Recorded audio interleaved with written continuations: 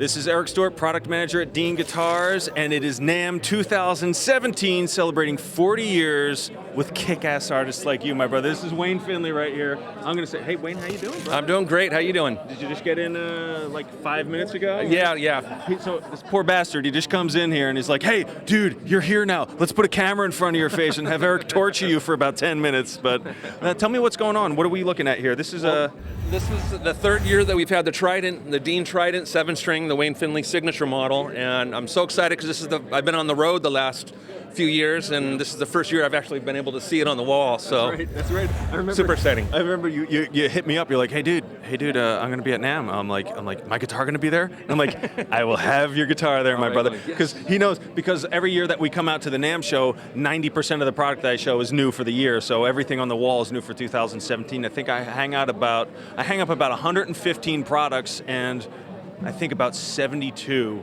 are just all new product. Right. So there's so much finite space to show this stuff, and I'm just like, Wayne, you have the biggest guitar on the planet, man. I'm gonna have to put it up high, baby. So yeah, man, it's a kick-ass guitar. Yes. Made in Korea. We have EMG. What are we? 707s. 707s. We have a kill switch here, which I don't think a lot of people know about, because when they're looking at it, they don't understand what that is. So is it a volume, or are we volume tone? I can't even remember. Volume tone. All right, volume tone. We three-way toggle, and then we have the kill switch on the top here, and then we have the WF for the Wayne Findlay in there. Right. It's got a Razorback. It's kind of like I don't know, man. When we were designing this, it was going back and forth between keeping the Razorback on the headstock, keeping the top of the Razorback, reversing that, and then going with this on this. Like, dude, it was like, my factory hates me right now. It took like a year to get the prototype. And then we had the first one we did was with the moonscape graphic with on the it. lunar lava graphic. On it. Yeah. And Johnny Palumbo was working on that with you. So just a kick-ass guitar. Yeah. Tell me what you're doing playing-wise. What's going on with Michael? What's going on with Temple of Rock and all that kind of stuff? Michael's doing some solo stuff this year. So after summer, we're going to be writing the new Temple of Rock record.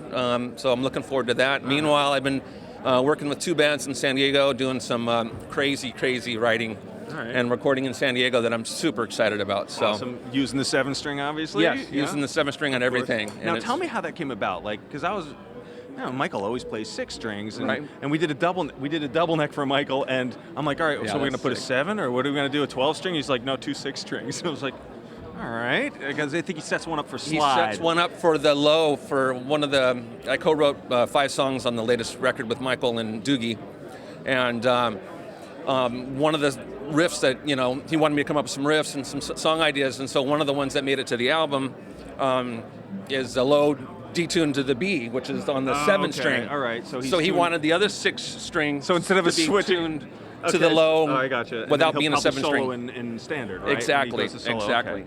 Because now you're doing the keyboards too with the band, but what got you into the 7-string? Well, with my other band, Slavier, that I was in, we were writing a lot of, low stuff and detuned stuff, and I'm like, well, why detune a 6-string when I can keep all the range of a 6-string, but just add a lower note? So I just went to the 7-string, and it was an easy transition. It was an easy transition for you. It was. Because for me, forget it. Right. Like, dude, there's another string on the guitar. I'm like, I'm lost, man. I'm like, I'm a 6. I always thought basses have 4 strings and guitars have 6 strings. Right. And so you were a 6-string player forever, right? Yeah. And then it was no big deal for you to switch over to that 7? Yeah, about 2003, 2004. Tell me how long it took. It had to take. There was got to be a learning curve with that. No, not too much. It was just like an extra string. It was like the same patterns work. Yeah. You know what I mean? So all the shapes and the chords, it's just adding one more. I don't know. It was easy for me. Easy transition. Well, lucky for you, not for me. But hell, man, it's great to see you. Anything else going on? Anything you want to talk about? You're here today. Are you here tomorrow? Yes, I'll be here tomorrow. All right. So yeah, definitely.